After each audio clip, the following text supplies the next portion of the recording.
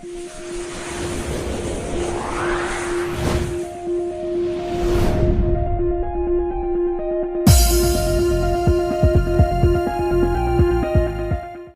بن عبدالعزیز 3 بر اعظم پر حکومت کی. عمر بن عبدالعزیز، بنو امیہ، مروان 9 مہینے حکومت کی. اس کا بیٹا عبد الملک بن مروان 21 برس حکومت کی. اس کا بیٹا ولید 10 سال حکومت کی. اس کا بیٹا سلیمان 2.5 سال حکومت کی. اسی تخت پر بیٹھے عمر بن عبدالعزیز. پہلے چاروں نے اللہ کے شریعت کو قربان کیا حکومت کے لیے. عمر بن عبدالعزیز نے اپنے آپ کو قربان کیا اللہ کے لیے. حکومت کو پاؤں کے تلے رکھا اور اللہ کی رضا کو سامنے رکھا. کیسی سلطنت کی؟ جب گورنر تھے تو 60 اونٹوں پہ سامان چلتا تھا. جب امیر المومنین بنے تو بچے کہنے لگے ماں سے، بچے بچیاں 12 تھے، ماں سے کہنے لگے کہ عید کا موقع آ رہا ہے، ابا سے کہو ہمیں نئے کپڑے تو لے کر دیں.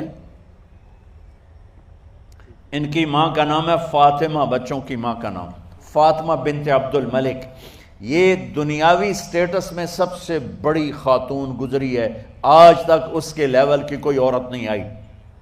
دادا بادشاہ، باپ بادشاہ، 4 بھائی بادشاہ، 6 خامند بادشاہ، 7 نسبتوں سے یہ عورت شہزادی رہی ہے.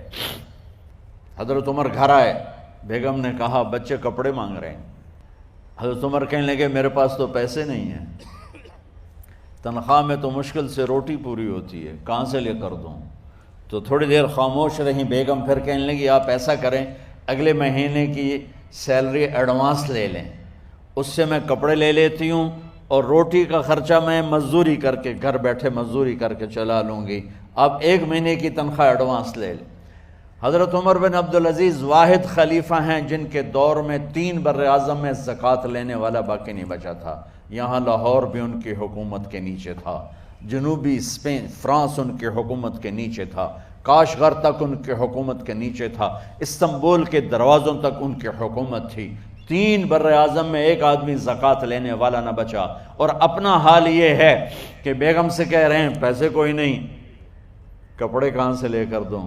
اور بیگم طریقہ بتا رہی ہے کہ آپ اگلے مہینے کی تنخواہ ایڈوانس لے لیں، اس سے میں کپڑے لے لوں گی اور چولہے کا خرچہ، روٹی کا خرچہ میں گھر بیٹھ کے مزدوری کر کے کما لوں گی.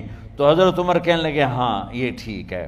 باہر آئے وزیر خزانہ مزاحم، انہیں بلایا کہ بھائی ہمیں اگلے مہینے کی تنخواہ ایڈوانس چاہیے. یہ تنخواہ والے لوگ بیٹھے ہوئے تنخواہیں لیتے ہیں. اس نے کاغذ قلم آگے رکھ دیا، کہا حضرت یہاں لکھ کے دے دیں آپ 1 مہینہ زندہ رہیں گے میں تنخواہ دے دیتا ہوں. اب مجھے لکھ کے دے دیں آپ 1 ماہ زندہ رہیں گے میں آپ کو تنخواہ دے دیتا ہوں.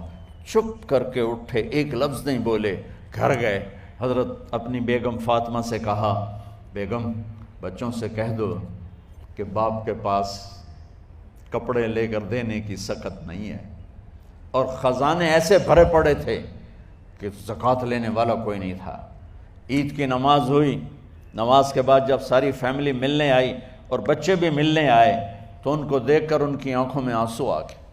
کہنے لگے بچوں آج تمہیں دکھ تو ہوگا اپنے باپ پر کہ ایک جوڑا کپڑا بھی لے کر نہ دیا عید کا. تو ان کے ایک بیٹے نے کہا ابا جان آج ہم بڑے خوش ہیں، ہمارا سر اونچا ہے کہ ہمارے باپ نے مسلمانوں کے مال پہ ڈاکہ نہیں ڈالا، ہمیں قربانی کا بکرا بنایا لیکن مسلمانوں کے مال میں خیانت نہیں کی. یہ ان کا طرز حکومت تھا، اس طرح انہوں نے حکومت کی. گھر میں تشریف لائے تو بیٹیوں سے بات کی تو انہوں نے منہ پہ ایسے دوپٹہ رکھا ہوا، منہ پہ دوپٹہ رکھ کے بات کریں. تو فرمانے لگے کپڑا تو ہٹاؤ، دوپٹہ کیوں رکھا ہوا ہے؟ تو گھر کی خادمہ زور زور سے رونے لگی، کہنے لگی امیر المومنین آج آپ کی بیٹیوں نے کچا پیاز توڑ کے روٹی کھائی ہے تو وہ اس کی بو ہے منہ میں، آپ کو بو سے نفرت ہے اس لیے منہ پہ کپڑا رکھ لیا ہے. تو حضرت عمر اتنا روئے کہ ان کی داڑھی تر ہو گئی. کہنے لگے آخر میں جب تھوڑا آسرے میں آئے کہا میری بیٹیوں تمہارا باپ تمہیں بڑے اچھے کھانے کھلا سکتا ہے لیکن میں جہنم کو برداشت نہیں کر سکتا، میں جہنم کی آگ برداشت نہیں کر سکتا. اب مرنے کا وقت آ گیا۔ جب وہ گورنر تھے تو 60 اونٹوں پہ ان کا سامان چلتا تھا، اور جب وہ امیر المومنین بنے تو عیادت کے لیے لوگ آ رہے تھے، تو سالے عیادت کے لیے آئے، فاطمہ کے بھائی، کپڑے دیکھے امیر المومنین کے تو بہن کو ایک طرف کر کے فرمایا، بڑے نیک سرداروں میں سے تھے یہ مسلمہ بن عبد الملک، کہنے لگے امیر المومنین کے کپڑے تبدیل کروا دو، لوگ پوچھنے آ رہے ہیں تو میلے کپڑے اچھا نہیں لگتا۔ کہا جی بھائی کرواتی ہوں۔ اگلے دن جب وہ حال پوچھنے آئے تو پھر وہی کپڑے تھے، تو انہوں نے ان کو الگ جا کر کہا بہن میں نے تمہیں کہا تھا کپڑے بدلوا دیتی، کیوں نہیں بدلوائے؟ تو وہ رونے لگیں، کہنے لگی کہاں سے بدلواؤں، جوڑا ہی ایک ہے، جوڑا ہی ایک، کہاں سے بدلواؤں؟ اور حکومت کتنی تھی؟ 3 بر اعظم کی، 3 بر اعظم کی حکومت۔ ہمارا تو پٹواری امان کا نہیں ہے، اور وہ 3 بر اعظم کی سلطنت لے کر ایک جوڑے میں اللہ سے ملنے جا رہا ہے۔ ان کو زہر دیا گیا۔ جب ان کی موت کا وقت قریب آیا تو انہوں نے رجا بن حیوہ کو بلایا۔ سننے والی بات ہے بچوں، ان سے فرمانے لگے سنو، میں نے 3 بادشاہوں کو قبر میں اتارا۔ اب بچیاں تو قبرستان جاتی نہیں، ہم تو اپنے ہاتھوں سے قبر میں اتارتے ہیں، اور اوپر مٹی ڈالتے ہیں، اور اوپر اینٹیں ڈالتے ہیں، اور پھر منو مٹی میں دبا کے واپس آتے ہیں۔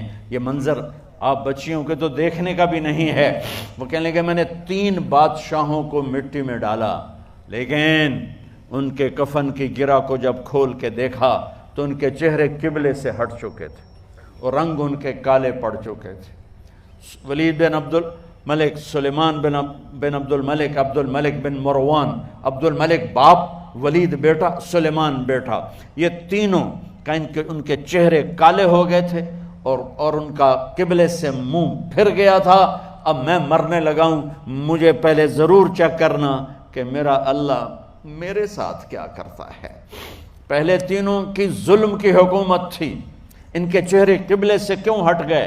آپ کو عجب بات بتاؤں، ولید بن عبد الملک روزانہ تہجد میں کھڑے ہو کے 10 سپارے پڑھتا تھا، 10 سپاروں کی تلاوت تہجد میں کرتا تھا کھڑے ہو کے، اور قبلے سے چہرہ ہٹ گیا۔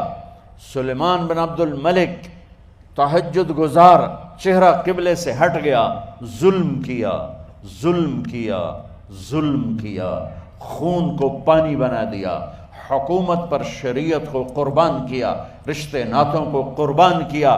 اللہ نے قبلے سے چہرے، نمازیں منہ پہ مار دی، روزے منہ پہ مار دیے، حج زکاتیں منہ پہ مار دی، تہجد ان کے منہ پہ مار دی، اور ان کے چہروں کو قبلے سے ہٹا دیا اور رنگ کالے کر دیے۔ عمر بن عبدالعزیز نے اسی سلطنت کو عدل سے بھر دیا، اسی سلطنت کو عدل سے بھر دیا۔ جب ان کا انتقال ہوا، سلیمان بن عبد الملک کی ڈیڈ باڈی جب قبر کے قریب لائے اتارنے کے لیے تو ایسے ایسے ہلنے لگا، اس کا پورا جسم ہلنے لگا۔ تو اس کے بیٹوں نے کہا کہ ہمارے ابا زندہ ہیں، تو حضرت عمر نے فرمایا بیٹو زندہ نہیں ہیں، عذاب قبر جلدی شروع ہو گیا ہے، عجل اللہ بالعقوبہ، قبر کی پکڑ پہلے شروع ہو گئی ہے، چھپاؤ اپنے باپ کو جلدی۔ جب عمر بن عبدالعزیز کی ڈیڈ باڈی قبر کے قریب کی گئی اور ان کا بھائی اتارو، بھائی وہ باتیں شروع ہو جاتی ہیں، رومال ڈالو، چادر پکڑو، ادھر سے پکڑو، تو ایک دم ایسے ایک پرچہ ہوا میں اڑتا ہوا سب نے دیکھا، وہ آتے آتے آتے آتے آتے آتے یوں آ کے حضرت عمر کے سینے پر گر گیا۔ سب دیکھ رہے ہیں۔